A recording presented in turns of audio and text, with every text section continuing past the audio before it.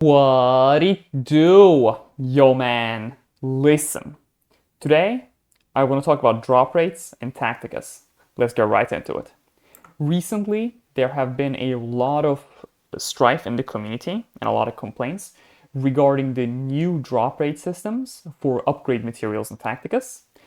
This video, I want to talk about if this strife and complaints is justified or if it's just a case of game bad, Mino-like Snowprint fix. With that being said, I want to cover what these changes are. Recently, in the most recent patch notes, Snowprint introduced a mercy system.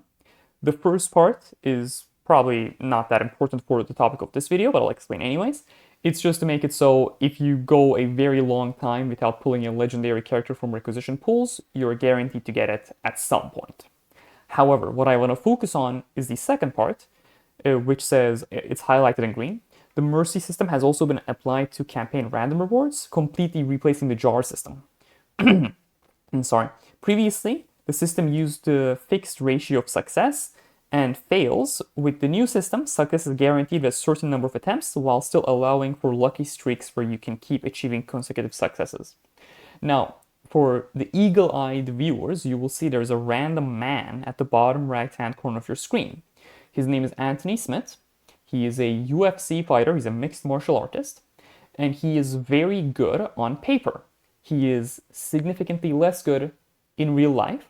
The reason I put him there is because this change is really good on paper. The old system, the jar system, you can pause the video to read it. However, I am just going to explain the key points, the important points, so we're on the same page. These are from the wiki, and the wiki got them from the explainer article that was released on February 22nd, 2024. I think if you go on Discord, you should be able to see it. The wiki article explained that your ability to get upgrade materials from campaigns was not based on RNG. Instead, it was based on a background invisible system that worked in a way that was akin to a jar full of spheres. Now, some of these spheres contained upgrade materials and the other spheres were empty. The way it worked was when you went to a campaign node that said there's a 40% chance to get the upgrade material you want, there was a sphere, there was a jar that was filled with 10 spheres, 4 of whom had the item and 6 of whom had nothing. And each time you will beat the campaign mission, you will pull one of these spheres out of the jar, you will open it, you get the item, you don't get the item.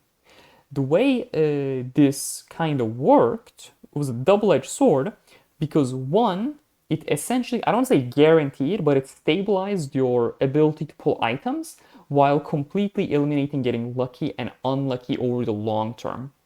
What do I mean by this? Say you get lucky and you pull 4 items, right? You start, the jar has 10 spheres, you pull 4 spheres, they are the full spheres. Cool, you get the item, right? You stop. However, the jar actually does not reset. The jar remains with the 6 empty spheres. So the next time you actually try to do the mission, the way it will work is you will pull 6 spheres that are empty and the jar will reset.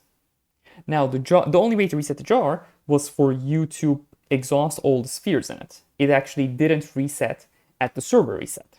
So you couldn't game the system by stopping when you got lucky. You actually had to get quote-unquote unlucky. Each time I say lucky and unlucky about the jar system, those are in quotations because there's no luck or unluck involved in this. Now, some people might be saying, hey, Draupnir, I think you're full of baloney. I got really lucky in the jar system. The fact of the matter is, you actually didn't get lucky in the jar system. You simply had a situation where the jars emptied in such a way where the previous jar, you got your rewards at the bottom, and the jar was over, the jar was completed, it got refreshed, and the second jar, you got your rewards at the top, so it created the illusion of getting lucky and pulling a line of items. For those of you who play this is the reason why when we say, oh, you know, character shards, unlocking is going to take like 126 days, like that's how we can be sure, because you're always going to pull the same like amount because of how the jar system works. Now, the jar system actually varied from 3 to 24 spheres, so the odds can be stretched over multiple days. The last part is actually, I'll read this fully out, right? This is from the wiki. Just know that when you get lucky and pull X upgrade in X raids on one day, you are basically guaranteeing you will pull more empty spheres the next day. And as already mentioned, you're getting exactly the drop rate the game displays. You can't cheat the energy taxman, he always gets his end. So what this is the old jar system was actually not RNG. It was an invisible system that worked in the background that in the long term will make it so you're guaranteed to get the drop rate of items the game actually told you. Now, I just wanted that to be the case because the new system is actually pure RNG with bad luck protection. And I don't want people to be like, I used to get really lucky. Like, you didn't used to get lucky. There was no luck involved. It was just a jar system. Now, on paper, the old system, it averages out.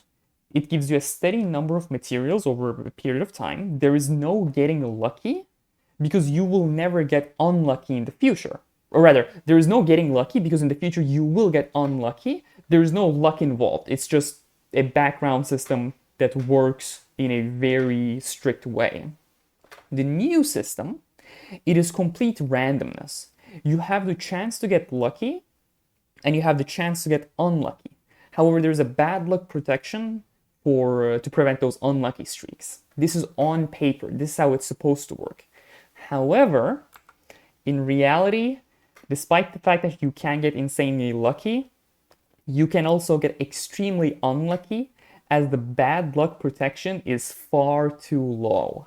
It procs in too late. Now, I was actually thinking people are like, oh my god, people are just complaining like always. And because I was upgrading my ad mech, I pulled the rare like circular item like 8 times out of 10 raids. I was like, it's crazy. But the very next day I was trying to pull silver skulls and I got like 2 silver skulls from 20 raids. And I was like, what is going on here? Like, what? And it makes sense. The bad luck protection is like trying to protect me. However, because it's so slow, it feels horrible.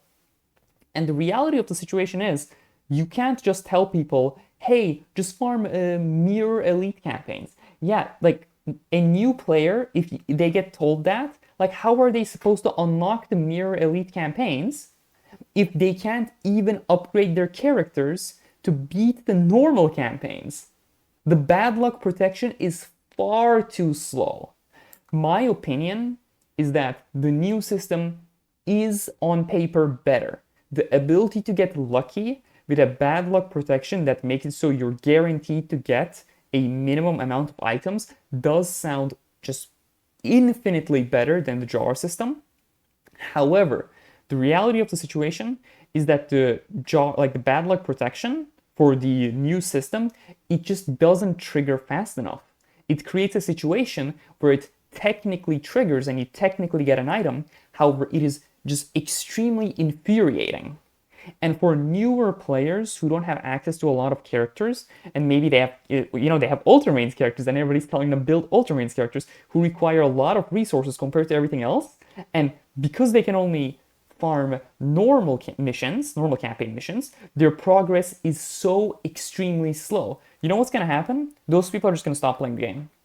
Like, we need new players. And we've been getting new players, and they should have the best experience possible. Now, if I was Jon Snowprint, also that joke is not about Jon Snow, and my name is not John. It's about people calling Games Workshop James Workshop. It's fine. Those of you, like the 2 of you who play tabletop actually get this, other ones is fine. Now, personally, the way I will do things, if I had like unlimited power, if I was Emperor Palpatine, I was like, unlimited power. The way I will do this is I will actually go, I don't want to say I wouldn't go back to the jar system. I will do a hybrid system because I do think the certainty the jar system gave was very valuable. So in a perfect world, in my perfect world, the way it would work is we would have a jar in the background that worked in a way that if the mission said you have a 40% chance to get this item, there will be 4 spheres in the jar that were actually guaranteed to give you that item. However, the remaining 6 spheres, they had like, I don't know, like they had a chance to have the item and they had a chance to not have the item. So you're in a situation where you're going to pull the minimum amount of items the game is promising you from the jar system. However, there is potential for getting lucky and going on a huge streak of pulling the items you actually want. I think that will be the best of both worlds, where we have the stability of the jar system, where like you know what you're gonna get over the long haul, and you have the RNG of the new system, where you are going, like you have a potential to get really lucky, and if you quote unquote get unlucky, the jar system has your back, where you're gonna get the bare minimum, like the minimum amount that you were promised previously. Anyways, I'm just yapping at this point. I don't want to yap too much more. Thank you very much for watching the video. I really appreciate you doing so. My refer friend code is in the middle of the screen if you want to enter it. I would appreciate it greatly, and you will get 100 Blackstone shards. You watching the video means a lot to me, so thank you very much. Have a good day, and stay safe.